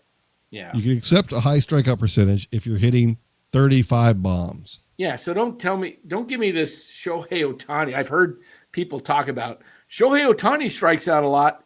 Yeah, duh. He's also the greatest player in the game, him and Judge. Who cares? That is just like Shohei Ohtani strikes out. A newsflash. If you're going to compare Shohei Ohtani's strikeout rate for the Giants with somebody who strikes out like Matt Chapman, there's no comparison between Shohei Ohtani is not Barry Bonds. Yeah, exactly. He's not. Yeah. But he's still really good. Yeah. And Adames is mid too. You're right, Senior. He's a mid player. He also says Devers is a second-tier hitter, and I want to rebuild and don't think the Giants can win it with Devers, Chap, and Adames. I think you're probably right. I think the only way they can win it, and the recipe for the Giants to win it, would be to go get Amai and then get one other pitcher, whether it's Joe Ryan or Freddy Peralta. If you asked me what I would do, it would be go sign Amai and get Freddy Peralta, even if it's 1 year. I'm not going to give up a ton for Freddy Peralta, and I'm going to go for it with a pitching staff of Logan Webb, Robbie Ray, Joe Ryan, Amai. How's that? Amai's my 4th starter, and Landon Roop. And I can live with trying to go for it with Adames, Chapman, and Devers. I could live with it. You're not going to bust your team to do that. You're not going to bust your minor leagues. You're only trading for Peralta. Okay? And we saw his value. It's not super high. So you don't have to give up the farm to get Peralta. But if you sign Amai and trade for Peralta, give it a run with your lineup and see where it gets you for 1 year. And if you don't do it after 1 year, okay, Peralta moves on. You still got Amai. Ray moves on. And maybe you got $50 million to spend on pitching. And maybe you can trade per year some of those other guys off that didn't do it for you in the lineup. That's what I would do if I'm the Giants. Go get Amai. Go trade for Freddy Peralta. Shore up your bullpen. And go for it all next year with 4 really quality, good starters and Landon Roop as a pretty decent 5th. And I think you're going to compete for a wild card, maybe even a division title if things break your way. Yeah, you'd be in every game. You would be in every game. And then Max Scherzer, sign him for help out with the staff, and he's kind of the 6th man. He could be a reliever in key situations, but also be there in case there's an injury. And that would be a very good way. And look, you've made one trade. All you did is trade for Freddy Peralta, and that's it. You traded for Peralta, you signed Amai, and you say, okay, we're going to go with it. We're going to go with it between a platoon at DH and first base with Devers and Eldridge. They're both going to be in the lineup. but they're going to be second base Schmidt, shortstop Adames, third base Chapman, behind the plate Bailey. You got Ramos out in left field. You got Lee in center, and you figure it out right. Maybe you can make a trade at the deadline because your pitching's kept you in the race, and you pick up that hitter for the last 2 months of the season. And I think that's the recipe for the Giants for 2026. And if it fails, then you know what? You didn't lose a lot. You didn't give up Eldridge. You didn't give up Gonzalez. You didn't give up a ton. And you're set still to rebuild if you want to go in the rebuild area. Yep. I think you're right. Get the pitching. That's the first and foremost. And then,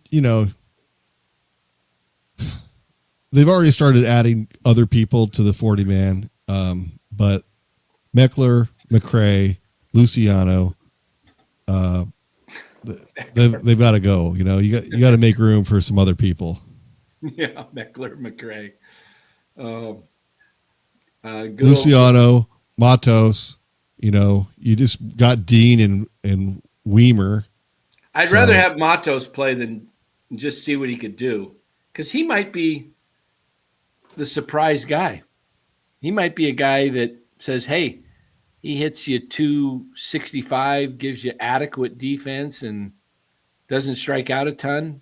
Maybe he's the guy that can bat second in your lineup. Maybe, but they screwed up because they had an opportunity this year to figure out if he's the guy, and I think he's not the guy. So I was the biggest Luis Matos proponent, but at this point, I don't see how we can go down this road again where we keep thinking, well, maybe. It's just, it's frustrating. So they got a lot of guys on the 40-man right now that can just go, and they could get somebody else in there to. I'm right here. To make the team. I'm right here. Where'd he go? I'm right here. What's he talking about? He says, my mama question. I don't know. I can't. Let me see what's going on in the chat. Re-ask the question, the ounce. Yeah, re-ask the question, because I can't fly through the whole chat to find it. So if you put the question up there right now, I'll try to answer that. Dom Peralta says he likes the idea of signing the pitching of Peralta and Amai, but still does not help with a simple contact on-base percentage approach in the lineup. I'm worried that Maniason is struggling to understand that kind. I agree with you, Dom. Ideally, give me a Nico Hoerner. Give me a Stephen Kwan. But you might see Nico Hoerner next year. If you give Casey Schmidt a year to make his mark, and if he can't do it, if it's still a question mark, then you move on and sign Hoerner in free agency. Yeah, and I hear you. If I was trying to make over the team, Dom, I would be doing everything to construct the roster differently. I would be getting contact hitters. But if you're not going to go out and get contact hitters, all I'm saying is get the pitching, have a killer rotation, and see what Hunter Mentz can do with these guys with more contact. And if these guys just can't cut it, then I know what the problem is, don't I? I've kind of killed two birds with one stone. I've got my pitching set up. Now I realize that I don't have the right type of players to get us over the hump. They can't make contact consistently. And now I got to look in the mirror if I'm Buster Posey, and I got to say, man, I just went and signed Matt Chapman to a 6-year deal. I traded for Rafi Devers for an 8-year deal. I signed Willie Adames to a 7-year deal. Dang, what am I doing? I've signed 3 guys that can't make consistent contact, and they're losing us ball games because they're not producing with runners in scoring position. Now you can look to say, okay, I've learned what the direction I've got to go. But that's why I was saying I'm giving it 100 games till the trade deadline with these guys. If I can't get the other guys to, because I like the idea of what Senior's talking about. I like the idea of a rebuild, but I want to first give it a shot with these guys. I don't think they're the right mix to do it, but then again, Toronto lost 88 games in 2024 and was within 1 foot of winning the World Series. Literally a foot from winning the World Series. If Isaiah Kiner-Falefa gets a better jump and doesn't slide, the Blue Jays are the world champs. So, yeah. And they lost 88 games, more than any of these Giants teams we're talking about. So things can turn around with good coaching, guys buying in. Look at the Giants in 21. They were a bunch of guys that didn't hit well before, and then all of a sudden Belt has a career year, Crawford has a career year, Posey had a Posey year, Tyro Estrada. All these guys bought in, and very similar to what Hunter Mentz and the Giants are going to be doing in 2026. Yep. Yeah, I mean, a lot of it comes down to guys having a good year. A lot of guys last year did not have a good year, and so hopefully it's cyclical. You have a year that, like the Giants every other year thing, even year. There might be something to that where guys have a down year and then they have a good year. So if you can get a couple of guys to have a good year, that really is helpful. Yeah, I don't think that's enough for Joe Ryan. It would be enough for Kwan. Joe Ryan's going to require quite a bit more. He's pretty valuable on the trade machine and trade market. All right, guys, we have completed the show. We've gone almost 2 hours, about a half hour longer than anticipated here tonight, but we got a lot of people chatting here about trades and the Giants going into the 26th season. Friday night, we'll be back probably Monday night. Who's playing Monday Night Football, Dallas? I don't know off the top of my head. Let me look. It is the Giants at the Patriots. Oh, okay. Not a great game. Could be an interesting game. Patriots probably will win, but we did see 3 upsets. Hey, how'd our picks do? we went 0 for 4. 0 for 4. 0 for 4. 4 straight upsets on the 3 games yesterday and the game today. So 0 for 4. And thanks, George. Appreciate the comments. And we'll see how we did on these trade predictions. Probably 0 for 5. Yeah, probably 0 for 5. Yeah. So we'll take a 0 for 9 streak into next week. Well, we got more time for the trades, but will be 0 for 5. Well, we'll keep coming up with trade ideas, and then eventually we'll hit on one of them. We'll hit one of them, sure. We'll hit one of them. And Monday night game starts at 6:15 here. So, yeah, we'll probably do our 7:45 time, maybe 8. Game still won't be over, but it'll be over. watch the Giants win, and we both picked the Patriots. So 0 for 4. Wow, that's bad.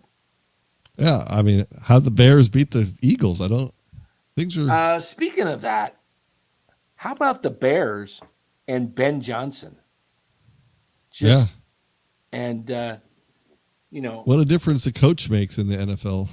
Los and I did a show about a year ago, and everybody kind of laughed at us, but we said, hey, they should trade Kyle Shanahan while he's hot right now and trade him to the Bears for a couple of number ones. I don't know if Chicago would have done it, and then go sign Ben Johnson. But the Bears said, well, screw it. We'll just sign Ben Johnson. Yep. I mean, he's a good coach. Obviously, look at Detroit and how they're struggling with Dan Campbell. Dan Campbell might be one of the most motivating coaches, but worst decision-making coaches in football. This guy does not know how to kick a field goal. He's a loose cannon. I mean, this guy will just dude, all the times he goes for it on 4th down and doesn't make it, and he gives up field goals, he could be at the end of the game only needing a field goal, but he needs 8 points because he didn't kick the other 2 field goals the first time he went for it. I know. And you don't get the impression he's even like using analytics to make these decisions. No, he's just a gunslinger, cowboy going for it. It reminds me of that coach that says, I've looked at it and if 4 downs is better than 3 and I'm just going to go for it and go for it. I'm not punting unless I'm on inside my own 40. I mean, the guy goes for it at the 47 yard, his own 47. Constantly. It doesn't make sense. I mean, there's field position is important in football. It doesn't. It's. I don't know. Yeah. Well, anyway, they're gonna have a tough time making the playoffs. So. Yeah, it was. Turned out to be a good day for the 49ers. The Lions losing actually, because they have 5 losses now. What we needed though was the Bears to kind of lose today. So when the Niners play them, that game's more for a wild card. Which it could be. The Bears still have the Packers twice. And I think they have Detroit coming up, I think. Their next 3. I think they've got the – I think. They play the Lions at the end of the last game, and then they got the Packers twice still. And the Browns and the Niners. Okay. Well, you want either the Packers to win twice or the Bears to lose twice, because one of those teams they split. That's not good for the Niners. Mm-hmm. Yeah. So, what do we think? Aaron says blizzard game on Sunday. I was predicting that last Sunday I looked at the forecast and I said, snow next week. How does that fare with Brock Purdy and his grip on the football? Yeah, it really. He's got to get it in his head that you cannot make mistakes. You cannot turn the ball over. Even if you're punting and you're playing the field position game or whatever, that's fine. But just don't give them the ball, give them extra possessions. So that should be his mindset going into it. Just don't lose it, and then, it's going to be a low scoring game. So, you don't want to hand them the game. You want to make them, you're playing. And the Browns are not that good of a team. Playing Shedeur Sanders, my goodness. Yeah, let the defense take care of him. Yeah, I mean, Kyle's got to figure out a way to run the ball. And but bad weather. I don't know. I don't know how you practice. I guess you can practice for a wet ball and when it's raining, but how do you practice snow when you're in Santa Clara? Well, they don't even practice for a wet ball. I know. Shanahan doesn't believe in that. I don't understand that. They should be bringing in a snow machine from Tahoe and just blowing snow all over the place and practicing that. You think of the practice game, for the conditions you're going to play in, but they don't do that. I know. What a concept. Practice for the conditions you're going to play in. It's like, hey, a light bulb goes on. I don't get it. That's just pure arrogance to not practice when you're going to play in the rain. And you say, no, we're not. We're going to practice in perfect conditions, and then we'll adapt on the fly, to the conditions. Yeah. I've seen guys do that. They should be practicing in the sprinklers if it's going to be a wet game, and Brock can learn. Oh, I've played with a wet football before. I know how to throw this ball. I know what I'm capable of with a wet football. Yeah. It's like, and it's also the same thing as, oh, you know what? It's going to be a slick field. Let's just bring our regular cleats that we use every day and not change. So our often cleats. that happens. That's so stupid. They're always like, boy, the players sure having a tough time getting their footing here. You should have an expert there, 5 experts there. The 2 days before, 3 games before, testing the field, testing out cleats, figuring out, okay, here's the cleat we're going to use on this game. There shouldn't be any, boy, people are sure falling down a lot, losing their footing. So stupid. Yeah. This is professional football. This is $1 billion industry. Have people that know this stuff. It's really, really silly. Some of the things in the Browns were practicing in this. The Browns were practicing in the snow today. Yeah, they'll be ready. Look, it's they play in the snow every year too. So yeah. the Browns do. They're used to it, and now you're going into that situation, and just we're used to Santa Clara weather. Yeah, it's we'll figure it out. Yeah. Yeah, the worst time to learn, man. Like when I kicked and the field was wet, very hard to get your plant foot.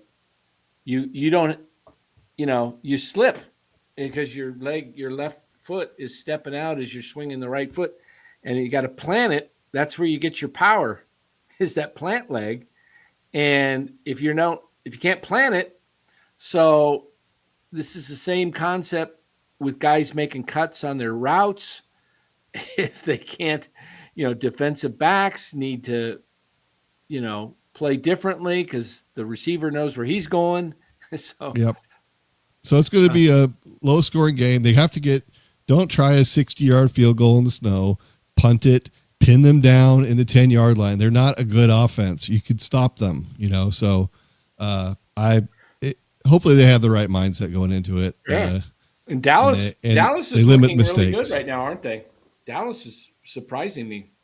Yeah. Dak Prescott he was throwing the ball away, and if it wasn't there, he was just cool and calmly being like, all right, we'll get it on second down. We'll get it on third down. He actually looked like a veteran quarterback. I don't know if he looked like $65 million worth, but he was making smart decisions. And you don't have to force it. If it's not there, throw it out of bounds, play the next down. And Purdy could take a lesson from that too. You don't need to try and force it in a window that it's too risky, So, just taking a look at the standings here in the AFC. I mean, it looks like it's going to come down to New England or Denver. I don't know. Indy's got a little bit of a tougher schedule. They've got, I think they got Jacksonville twice and Houston twice left to play, if I'm not mistaken. I think I heard that today. So Indy has got a tough division schedule.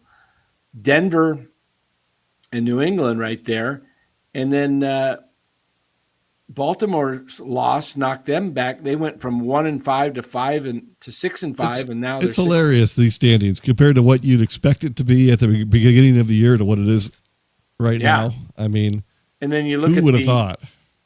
The Niners are the last place team in the playoff hunt at 8-4 in the NFC. They're the number 7. So Detroit, I don't know who holds the tiebreaker. Let's see. Does it go division or conference? Division. Well, I mean, if they tied with Detroit, is it division or conference, the first tiebreaker, if they're not playing head-to-head, which they're not?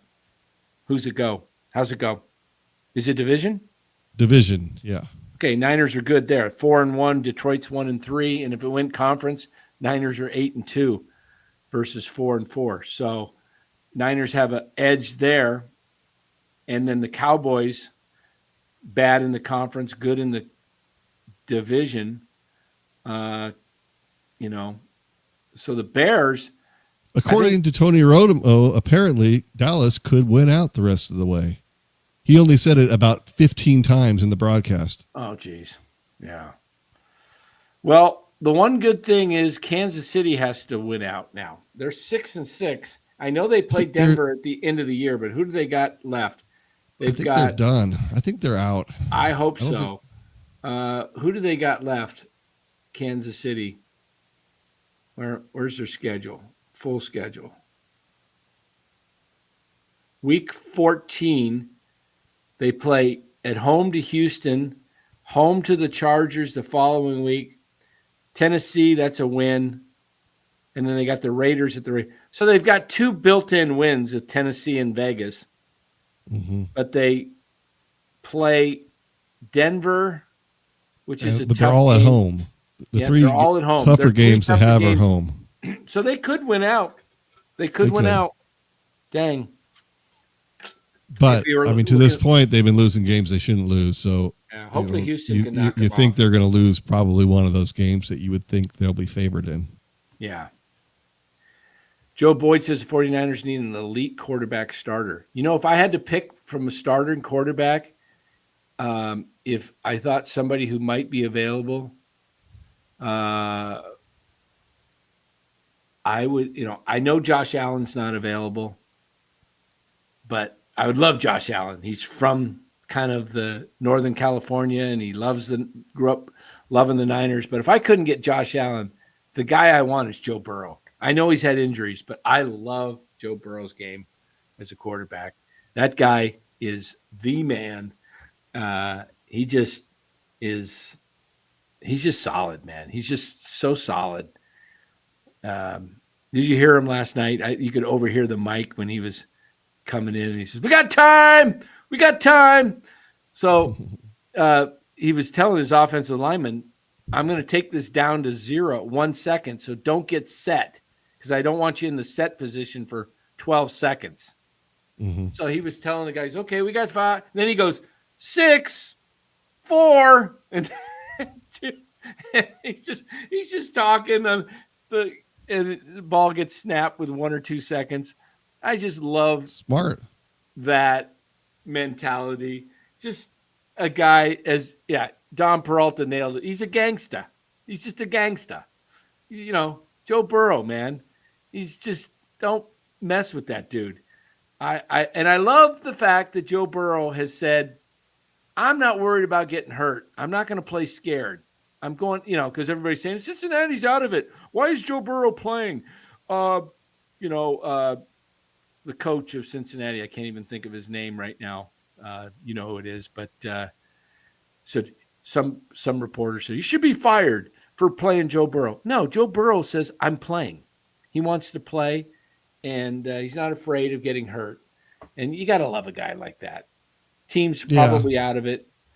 So if I could get Joe Burrow, if the Niners had an offer on the table, if the Bengals said, "We'll take your number 1 and Brock Purdy and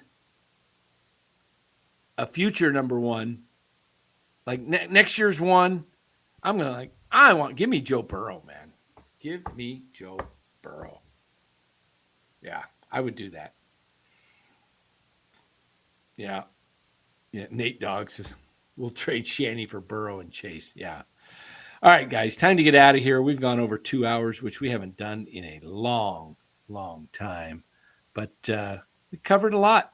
Covered some baseball trades, covered some football. Great to have everybody here.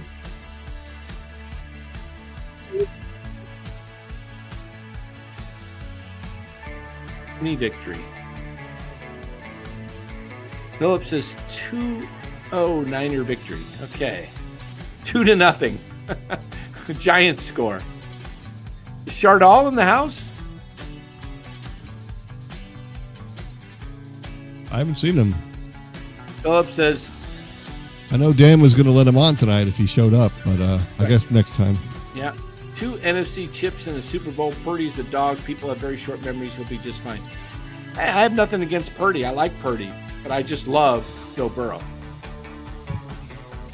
You too, Dom. Great to see you in here. As always, catch you over on Polly Mac's show. I'll be doing some sponsoring coming up over there, coming up with the new year. And Polly and Tony. All right, guys, have a great week, rest of your weekend, Saturday and Sunday. Enjoy it. Take care, everybody. Go Niners.